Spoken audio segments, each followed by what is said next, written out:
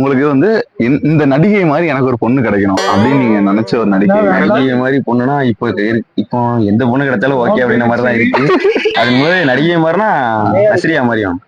எப்படி எப்படிங்கன்னா நீங்க இன்னொருக்கா ரிப்பீட் பண்ணுங்க. நஸ்ரியா மாதிரியும். நஸ்ரியா மாதிரி ஏன் நஸ்ரியா மாதிரி? நிறைய ஆக்டர்ஸ் இருக்காங்கல்ல. நஸ்ரியா வந்து நஸ்ரியான்னு சொன்னாலே அது தனி ஃபீல் தான். அது நஸ்ரியா நீங்க நல்லா பாத்தீங்கன்னா உங்களுக்கே தெரியும். நல்லா பாத்தீங்கன்னா இதெல்லாம் நம்புற மாதிரியாங்க இருக்குது.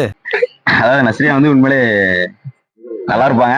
நான் எனக்கு மேட்சிங்காவும் இருப்பாங்க நான் நம்புறேன். கண்டிப்பா ஹைட் கேட்டா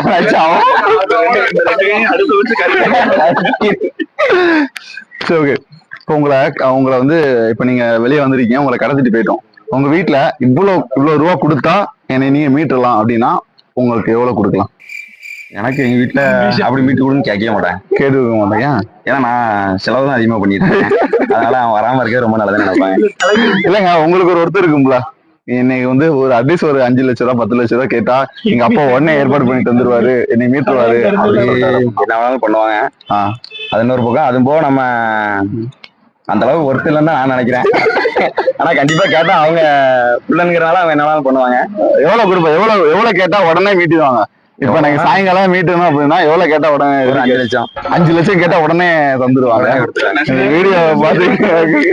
வீடியோ பாத்துட்டு இருக்கோம்னா பாத்துக்கங்க, இந்த மூஞ்சிதான் 5 லட்சம் ரூபா தேவைன்னா தூக்கிங்க. ஏன்னா நான் வந்து முடிக்கே 2 லட்ச ரூபா எங்க வீட்டுல நான் செலவு பண்ணிருக்கிறேன்.